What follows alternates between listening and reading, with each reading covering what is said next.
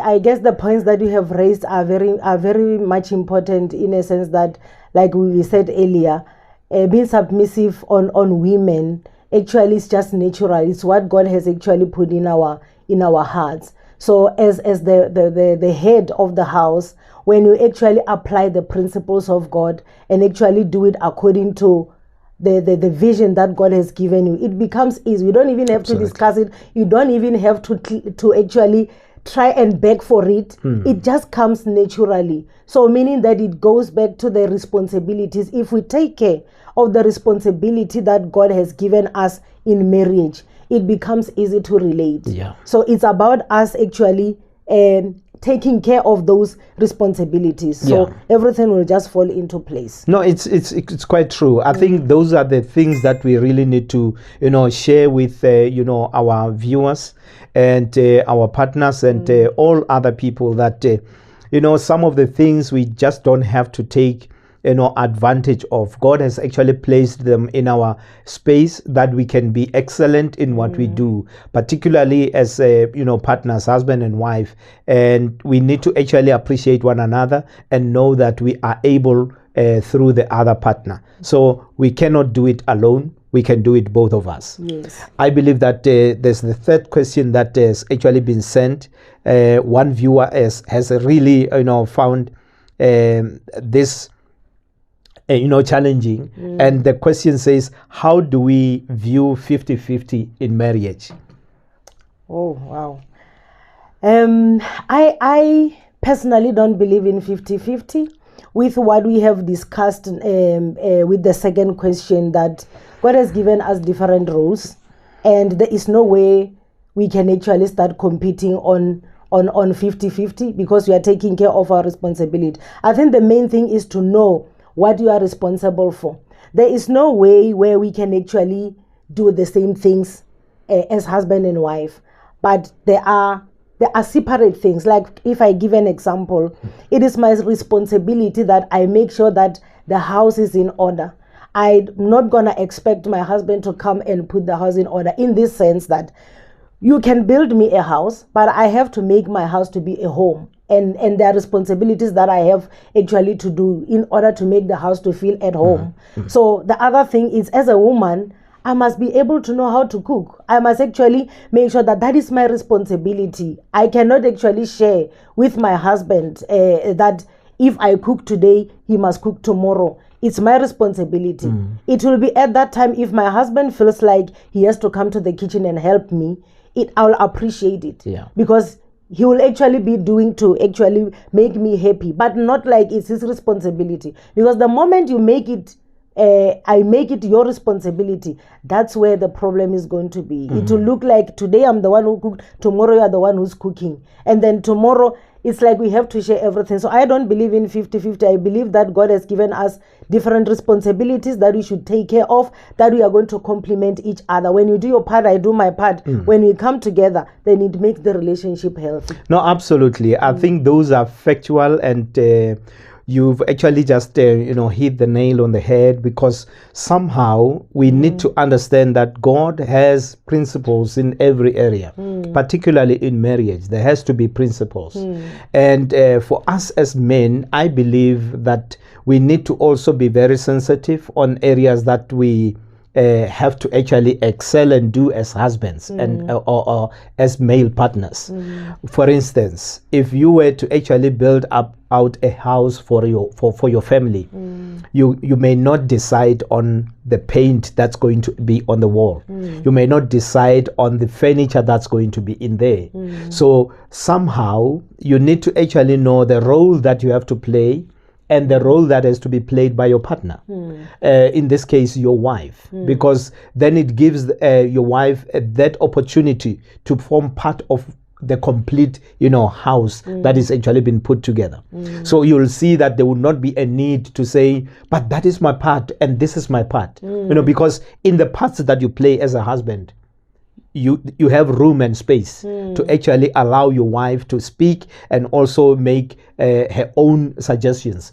Somehow I believe that women actually are a treasure that's actually been given, because we actually have to give them that space to, shine, and we protect them, and we give them space to be themselves, and give them that platform as husbands. So I believe once that happens, there would not be a need for 50-50, because the element of 50-50 that women raise come with rooms that are closed by husbands, where you feel you can't do this, you can't do that because you are a woman. You can't do this, you can't do that because you are a woman. So, but when we actually give space in the right way, like for instance, if I have to actually get up in the morning and take the kids to school, it's my duty. I know I have to do that. Or if I have to actually go get bags of cement for work that has to be done, that's my duty. If I have to actually get a contractor who has to actually deal with the roof, it's my duty. So those are the responsibilities that I feel we need to actually, quickly, play and then give space to each other. Then we know. If you actually handle the affairs in the kitchen, I would actually know that dinner is about to be served, and it's going to be possible to have dinner. But imagine if that doesn't happen, then it creates a lot of conflict and unlikely differences, which may actually end into arguments, and that lead to divorce. And that's what we want to actually avoid. Yeah. So people don't have to work themselves to a point where they don't even care. If they end into divorce, they would say, oh, we are not the first people to divorce. But that's not the ultimate. We are not going to divorce. We are actually handling our relationship in a healthy way. We try with everything that we have to ensure that we give each other space, and then we are able to relate and live with each other every day. Yeah. And that as well actually creates a room for smaller things to come in. When you actually look at the 50-50 issue, it can actually create jealousy. It can also create competition, which is unnecessary, because we are not in a relationship to compete by any means.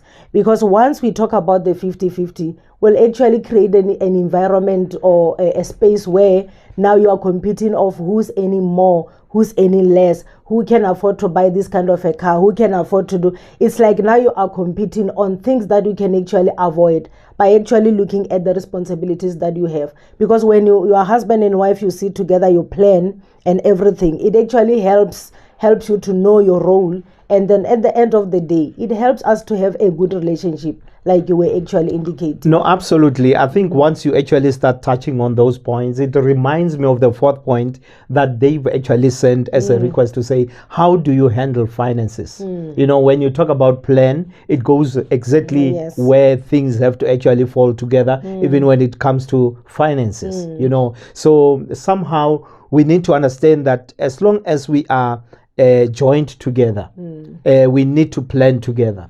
But when they have to do themselves, then it's not exhausting the budget. So it's a selfishness in finance, and that is never a principle that works in marriage. When you actually put your things together, you have to plan together. You have to also feel for each other, love one another, and be able to apply all the principles that would actually say that you both are involved. When you love each other, like we were saying, there is no one who's superior and there's no one who's inferior. We need to actually both be involved. We need to be equal, and then we need to actually benefit equally with what we have. In that way, it's gonna work. But if it goes to a point where one feels like, no, not this one feels like that, it's going to create some jealousy, it's going to create some divisions, it's going to create a lot of things that would not actually encourage two people to be together. One would feel like it's better if I'm alone, because I cannot have a say in my own money. So it's actually important that we give each other space, and then we both have a say of what we need to actually do. In that way, like I'm saying, if you fail with the budget that you have, you fail together. And when two people fall together, they can rise together. But when you fall alone, the likelihood is you may not rise. So it's important that you actually handle this financial issue together, and then you will be able to succeed together. But how do you handle a relationship or marriage where a husband is the only one who's working and the wife is not working? how do they handle the issue of finances? It's very, very easy as well. When it comes to finances, it's the same principle. Whether it's one partner working or both, it's the same principle. The reasons might be one partner has lost his job or her job. It doesn't make the partner less human. It's still a partner, because first and foremost, it's not finance that has joined you, it's love. And when you love one another, you share whatever that you have together. So once the partner is actually employed again, the same budget can come and join this one, then you are able to actually continue. The thing is, when you actually have a limited budget, you may try and restructure things and put them lower to actually get to meet the budget. I will tell you something that is quite real and serious, which I've actually seen in our business, that at one point you find that things actually go down, and then you are unable to meet your operating expenses. And when that happens, all you need to do is to restructure and reduce, and then you can be able to cover until you get back on your feet again. It's business. There's nothing you can do with it. Whether you like it or not, you're going to meet such a situation. But the attitude that you have to have is actually being positive and know that it's actually not the end of it. I'm going to take it from where it is going up. It's like when you lose employment or one partner is unemployed, it will actually be down, but there's going to be a time when it rises. So you need to believe in yourselves and know that you can be able to change the atmosphere that is current at that time. Meaning that a wife still have, for example, if it's a wife who's not working and the husband is working, a wife still has a say on whatever that is coming on the table. Absolutely. She cannot be denied for the fact that she is not working. No, not at all. The same thing applies. If a woman is the one who's working and the husband maybe loses his job, and then it does not mean that he doesn't have a say on the money. Actually, it must just be in both sides. Absolutely. A relationship it feels good when it's not actually one-sided, but it's neutral. If it's on the other side, you still apply the same principles. If it's on the other side, you still apply the same principles. Meaning that in that way, you'll actually be able to go far in also developing yourselves in your lives. When you actually put everything on the table, you plan, and actually you will even know if you can afford things or you cannot afford things. Unlike when somebody's keeping their own money and then you don't even know on how much this person is earning, and then what is it that you can do, what is it that you cannot do. True. In that way, it helps a lot to actually make finances to be part of things that you discuss as husband and wife. You put it on the table, we all have a say on what is it that we are going to do. So it's very important to do that. No, absolutely. I think that is just a principle that needs to be applied by people who aim to succeed in their relationship. Because honestly speaking, I've seen people who feel like when you are unemployed, they feel you can't have a say in this. And they actually bank anger and emotions and very bad things in the person who's not employed at the moment, who's not bringing an income. And what does that do? When the person gets employment and get an income, they want to revenge. And now it becomes a thing of saying, you never wanted me to say a thing with your money, so please don't say anything with mine. And that already creates a division. So you can't survive in a relationship of two people if you are divided. You need to learn to be together, and you need to feel for each other. In that way, you will be able to succeed in marriage. And for that, we feel we have actually touched on a few questions that you've served us with, and we believe that we can be able to look into other questions as we move on into the future. And with that, we're saying, remember, God is able to do beyond imagination. Find love, walk love, live love. Beyond imagination.